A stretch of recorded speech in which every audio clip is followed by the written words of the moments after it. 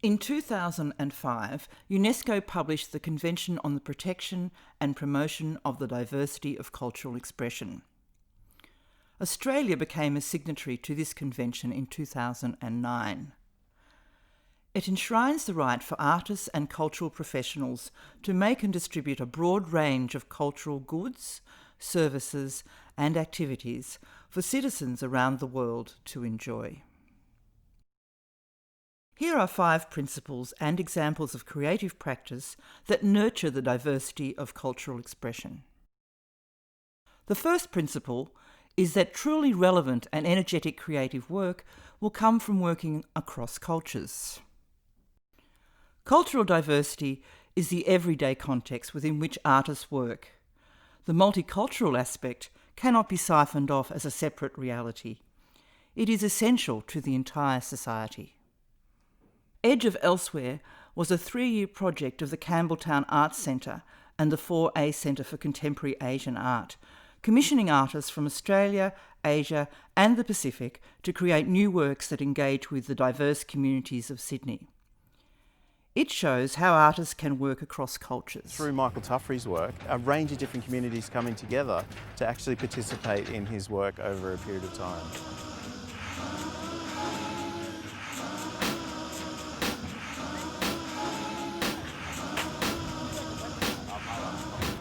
What we're doing today is we're doing a photo shoot with the stock, the bulls and the cows, interacting with the kids here from Minto, taking the photographs of the kids trying to negotiate with the cows and the bulls that are actually in the house while they're trying to play PlayStation. It was all inspired by the bull cave here in Campbelltown. When the first 11 ships arrived here in Sydney, there was some stock that came off the ship, and the story goes the shepherd fell asleep and then the stock disappeared, but the Tarawa people sighted it.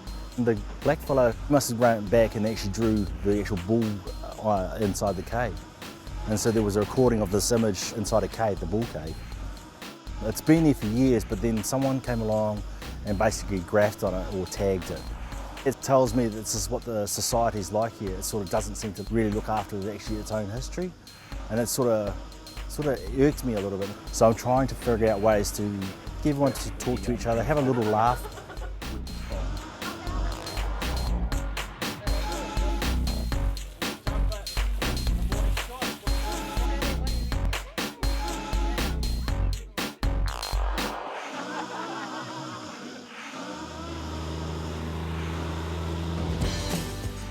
The guys who are playing the PlayStation, they're a group that sort of want to inspire to be actors. And the kids from Elizabeth McCarthy Ag School, fantastic kids, they're wrangling the stock through the house. So it's actually really interesting actually just watching those 2 groups actually talk to each other and react to each other because they're negotiating with each other but also with the stock inside the house. I do a lot of community-based projects, especially with at-risk kids. I'm not a social worker, I'm just an artist who's trying to create conversation. That bull that was made out of corned beef tins, well, that thing's probably got around the world more than I have. We have the huge problem in Samoa where 80% of the women are diabetes, and that meat has basically destroyed the health in our community. The sodium is so high, but we still eat it. So this mechanical barbecue is really just a good excuse to get people to question, laugh at it, talk about it. When it moves, it's actually quite hilarious. I've got it facing the wrong way around because it's got to go up, or you get downhill, we'll go a little bit faster.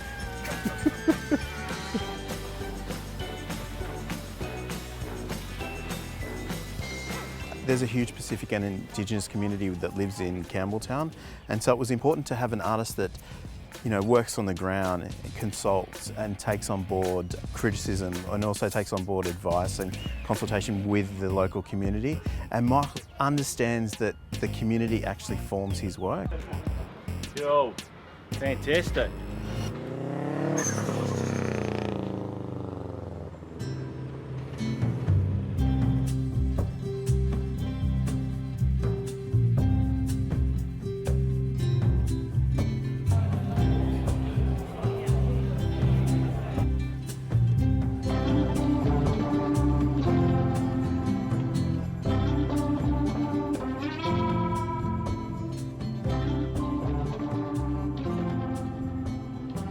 we are. We're at the opening now, and the bulls were watching the screen, the photographs of the day, the photo album of that day. I'm looking forward to the kids coming tonight and having nice little shock factors and having little giggles about the day. The second principle is that building cultural capabilities is best served by developing strong cross-cultural partnerships. Effective support of the diversity of cultural expression requires active sharing of relevant cultural skills and capabilities. This means that a broad range of creative practices can be viably maintained and evolve across different cultures. Black and Write is a program of the State Library of Queensland, combining a National Indigenous Writing Fellowship with a mentoring program for Indigenous literary editors. It shows how cross-cultural partnerships can build cultural capabilities. The exciting thing about this project is that it's about Indigenous people, Indigenous editors working on Indigenous authored manuscripts. We're actually offering prizes in 4 genres of writing: adult fiction, young children's fiction, poetry, as well as children's books. It's lovely to be here today, and I've been very fortunate in my lifetime to have been able to write. Blackfellas and write doesn't seem to go well together, I suppose. My next book, it'll be out in October, and I reckon it's a pretty deadly book, and because what's the title say? And it's about dance, and I think probably, and I was just saying to Stephen again, is that if you look at the cover of the book, what do you see on the cover besides colour and action and words and stuff? What else do you see? Black fellas. Yeah, what else? White fellas too! So I think that's really cool, is that in Dreamtime Stories we've got, in this book, black fellas and white fellas who are dancing together. And that's a lot of the times what actually separates us, divides us, is that what we have is our stories and white fellas. What we've got to do is bring us closer together. And I think that's what I've been trying to do, and I suppose in all the books that I've been involved in. And I always say, if you listen to the children, they will teach you how to teach them, because you have a lot to learn as well. And that's the only way you can survive. And I suppose that goes across the board to literature and how we as peoples want to write and tell our story. Have we got any editors in the room here? Put your hand up. Well, yeah, give them a clap, editors. Give them a clap, because editing is like a really great skill, and it's like, I'd be stuffed with an editor, because I just write the stuff and I reckon, yeah, it looks good. They go, no, it sucks. And you kind of go, you have to move that, and you have to, and I go, what, you know? But after you go, oh, that's really beautiful. And the same is with this, even just this little book here, like it's a picture book. A lot of people go, picture book, yeah, how long it take, like a week? And you go, no, 3 years. They go, hey, what did you do, like sleep for like 2.5 years? And it's like, well, no, there's about 300, maybe 400 edits in this little book. You know, Aboriginal culture is the oldest continuous living culture in the whole world. I think that if we don't get our asses into gear now, then it's lost to all of us, not just blackfellas. And I think every time they bury an elder, they bury a library. So if you kind of think about it, that's really deep, you know, that's a library that's gone, that we're never going to read again. For us to actually start to cultivate our own editors and is really important. Everybody give that a clap. I really like that idea. And the deadly black and white at the right place. I was pinched that off my cousin. At the right place at the right time. Yes. So thank you very much for asking me to come along and be part of this. I really appreciate that. Thank you. Where would it take them? Well, hey, there's a lot of places it could take them. The third principle is that locating arts practice within culture cycles will facilitate a broader understanding of the diverse forms of value generated by cultural expression. Understanding the culture cycle means recognising the links between artists, producers, distributors, public institutions and professional organisations who create value around cultural expression. My name is Taki Khan from the central parts of Afghanistan, in the Warazgan province. Artists and cultural practitioners could be encouraged to think more broadly about extending the areas in which their cultural activities are located. Hi, I'm Ivan Kachoyan. This is my studio, and today we're here with Taki Khan. We've recorded, and we're gonna record some more of this new track. Visible is a music mentoring and support program developed by Multicultural Arts Victoria, catering to musicians from new, refugee, immigrant and Indigenous Australian communities. Visible expands the audience for these artists. It's a hip-hop influence, I suppose. I like that.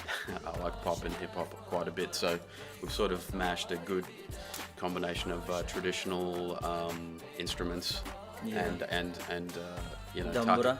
Dambura. What was the other? Just Hazari. It's Hazari Dambura, yeah. Yep. Because that's where it's from, right? Hazaragi Dambura is from Afghanistan. Yeah. Hazaragi Dambura. It's an amazing instrument.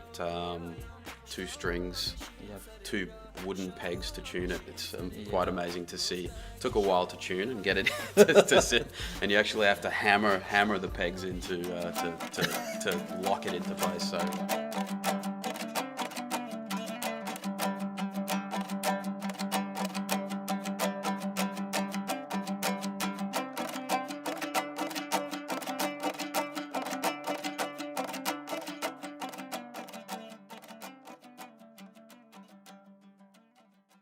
In Afghanistan, from a very long time, it was not allowed for, especially for my ethnic community in Afghanistan, we were not allowed to get education, to go to learn music, and we were not allowed to go to the popular city and to go outside from the main country.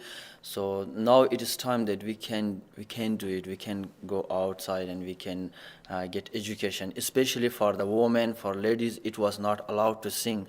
And first time when I make my first song, the name of that song was Tashki Tashki. I sang that song with one lady. It comes very popular all around the world, and it was just a first step for Hazara ladies that they understand that they can sing and they can come out and they can go for education, they can learn everything. So before it was not allowed in Afghanistan. Still we have problem, women are not free and they can sing, they can't go to education, but it's the only thing, music, and we can bring change in the mind of my people, and we can change the people, and we can educate the people through the music.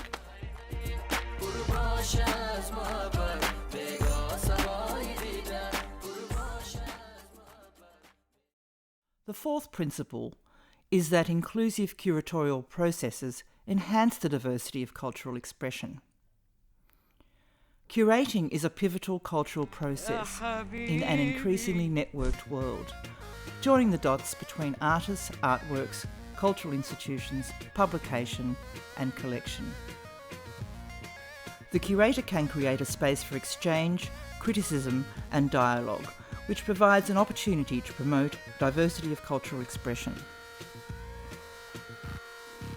The Arab Film Festival Australia, initiated by Information and Cultural Exchange in Parramatta, shares the stories and culture of the Arab world with diverse Australian audiences.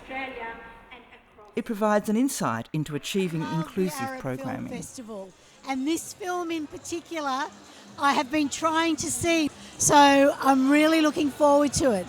Halal Love. Yeah. Every year it's getting better than the year before, because of the nature of the films they choose for the film festival, the quality of them, and also the presence of the people around here. I think this is a top entertainment. In Australia, we only get what the Western media tells us, so it is very good to listen and to understand and hear stories from the Arab world. It's a great occasion, like, to gather the Arabic community. And, you know, it's like a big chance for us, like as filmmakers, to see what's going on in the field. And I saw it on Facebook and Instagram, and we just heard it through people that we've seen around the area in Parramatta. I've never seen an Arab film before, so I thought it'd be interesting to to watch it and see what it's all about.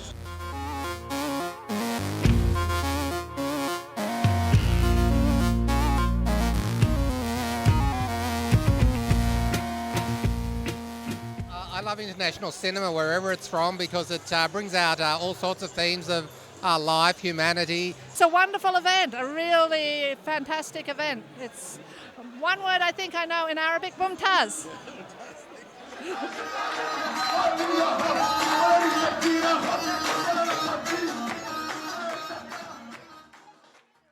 The fifth principle is that supporting the diversity of cultural expression will enhance art's ability to resonate and make a difference to society. Art can be more than an autonomous activity. It also has social functions that can benefit relevant cultural groups and society in general. The integrity of such work lies in the way in which relations are established and maintained within different communities of interest. As a partnership or as a team with this mob, I think it's going to be a really fantastic journey for us, you know.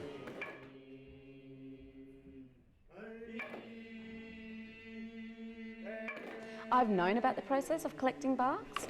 You know, you read about it, you see images of it, but actually to be out here in country and in the bush and watching the process, it's just such a beautiful process.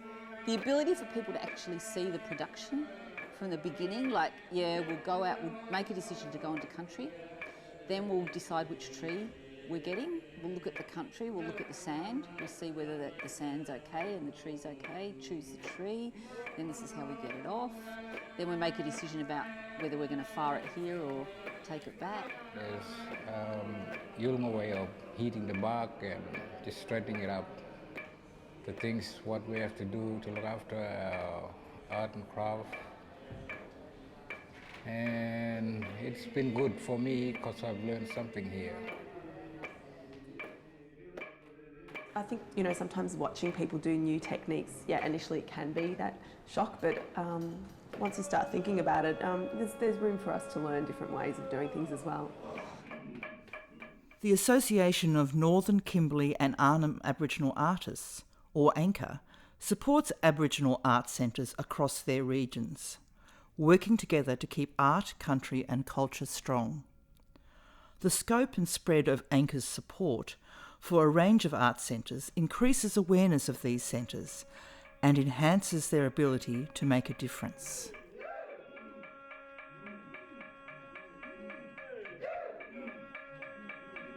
I think that's one of the things that can happen in Indigenous art so often, is that it gets put in some place as though it lived on another planet in another age at another time, and you know, it completely doesn't. It lives in the same contemporary world we all live in.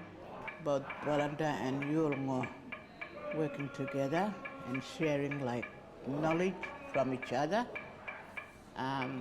It made me feel happy and strong and proud. It's been fantastic. We've just learnt so much in such a short amount of time. It's amazing. It's been such a privilege to be so warmly welcomed to country, and then to have the artists share with us all of their knowledge and their techniques and their information about how they produce the art from beginning to end, essentially. So it's an amazing experience. This video has shown how arts practices and their processes shape the broad cultural experience of living in a diverse society.